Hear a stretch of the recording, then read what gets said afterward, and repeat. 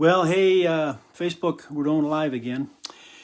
And the title says the last in our series, Caregiving and doing it at the end. Those are harsh words.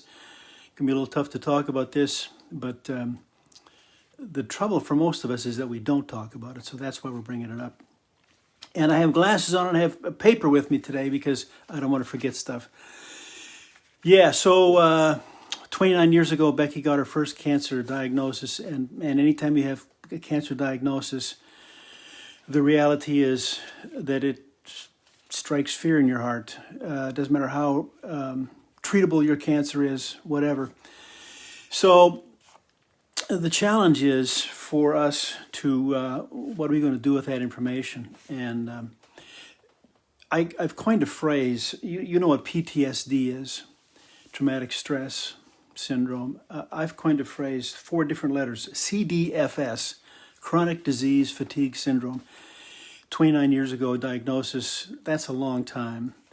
And so we just encourage you to cut yourself some slack. Chronic disease fatigue syndrome, those words are real.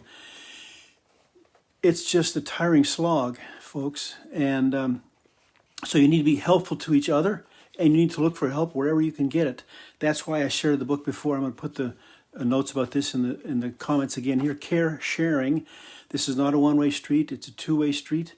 And so find the resources that you can. CareSharing is a great book to think about that a little bit. And the other book is called Being Mortal. And I want to talk about that book. Atul Gawande. I'll put that in the notes. I hope you look that book up. The challenge is most of us, and this I know is true because I talk to people in funeral homes and I talk to people in senior living facilities. Most folks come ill-prepared, some very ill-prepared for the decisions that they have to make at the end of life because they just haven't thought about it. About 80 years ago, everybody died at home. Almost everybody did. These days, nobody dies at home. And this is what the book is about, Being Mortal, the medical community is able to prolong life in some dramatic ways, sometimes in ways that we may not want. And that's the challenge in the book. The book is written by a medical doctor, Atul Gawande. He's saying we're wrestling with it ourselves as the medical community. He acknowledges himself that he sometimes gives rosier advice about what the options are than he knows there are, because that's what people want to hear. And it is what we want to hear. And so you can, is there anything we can do? Well, we can try. The doctor says we can try this. And in his mind, he's going, I know this is not going to help. In fact, it's going to make their quality of life worse. But what the people hear and the family and the patient hears is, woohoo, we have an option. And they go through so many of those that by the time they're done, the patient's in a coma and there's no chance for last words. So really go through the book. It's not time to do it when it's happening. It's time to do it well before that. Talk about it as a family. It's a good book to talk about, a book study in your family. If you're adult children, you have older parents in their 60s, 70s, and 80s, that's a book you should have some conversations about. It is really hard to do the decisions last minute. And, you honestly don't know who goes first. We say Becky's clock is ticking a little faster than mine, but the truth is I could go before she does. So we have to talk about them regardless. And I had a friend who was listening to one of these early ones, and she said, Laura said, please tell them about these other things you want to think about.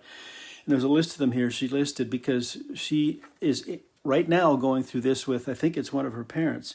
So things like power of attorney, advance directive. You can find things around 5 wishes. Most states take that 5 wishes thing. There's a website called 5 Wishes. I'll put that in the comments as well. Day-to-day management lists about how what needs to be done, bills to be paid, passwords for different devices and files, what medications have to happen if somebody's the caregiver and that person becomes incapacitated. Then the person they were caring for somebody has to know what goes on. And then funeral ideas, if you've thought those through and you have things to share, those need to be shared in a way that, that you know where to find it. And we know of a church or two that has done these kind of classes. One of them we know did down in Florida, Lakeland, Florida, calls it an eternity workshop. They do it on Saturday morning. They have a variety of professionals come in, and it's very helpful. Mostly it's older adults taking it, but my perspective is the adult children of the older adults ought to be in the class as well. It's a tough thing to do. So caregiving at the end, not something you want to think about. Becky and I are pretty blunt with each other because we know we have to talk about it, and we encourage you to do the same thing. It's, none of us sneak by and get around it. We're all gonna end up in a funeral somewhere, and we're in the casket. And so we just encourage you to be proactive rather than reactive, and do what you can ahead of time on lots of different areas.